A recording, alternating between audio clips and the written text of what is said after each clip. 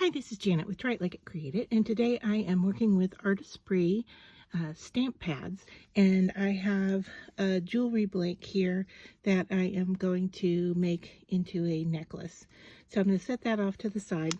And what I want to show you is this works with parchment paper, or it also works with the Artesprix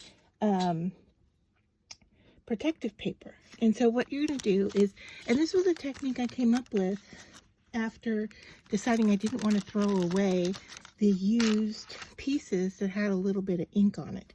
So this is what I came up with. You're going to wrinkle your paper, okay, and really squish it up small.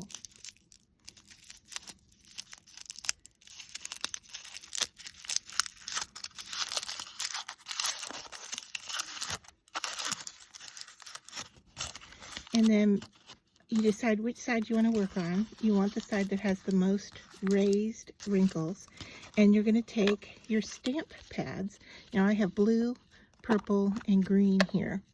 And you're just going to take your stamp pad and wipe it gently over those folds. So you want to pick up the action of the wrinkle, okay? So you want to be real gentle, and you may need to, manipulate it some so that you can get into those wrinkles with your colors.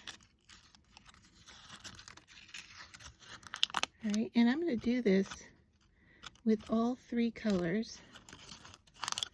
I've already got some on my fingers. Guess I'm a messy crafter. Okay, so there's the blue, and now I am just going to use a heat gun to get this dry so I can do it again.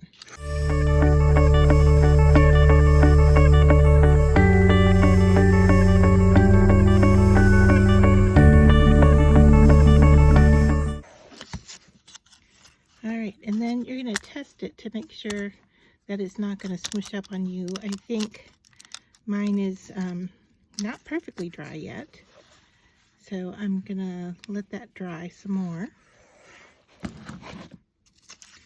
Alright, and so ultimately we want to do this wrinkling with all three colors. Okay? So now I have the purple open.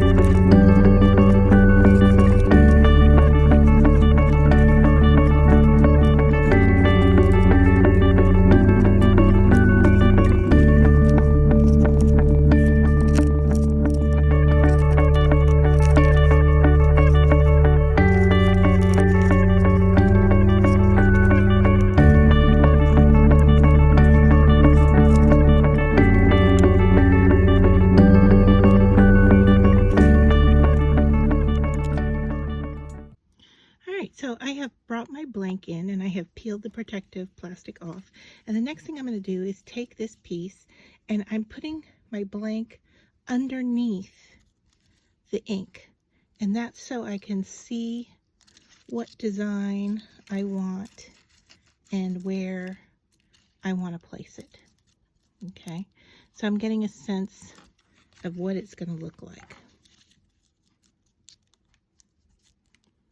And I think I'm going to go with something in this area here. So to do that, I am actually going to put tape onto the blank and then bring the blank over. Or maybe I'll bring the paper to it. Let me just show you. Let me set it up and I'll show you what I mean here. All right, so I want tape on my blank. All right, and this is heat resistant tape from Artesprix. So there is my piece. And now I'm going to flip this over and kind of decide where I want this. I want it at an angle, and so I'm just going to push that down and push it onto the tape.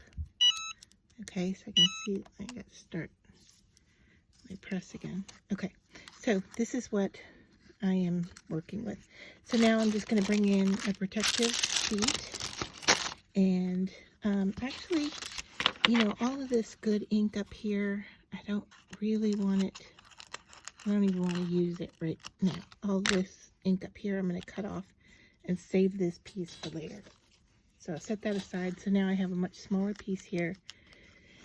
And I'm going to put it blank side down, ink on top, in between two protective layers. And now I'm going to heat it at 400 degrees for 60 seconds.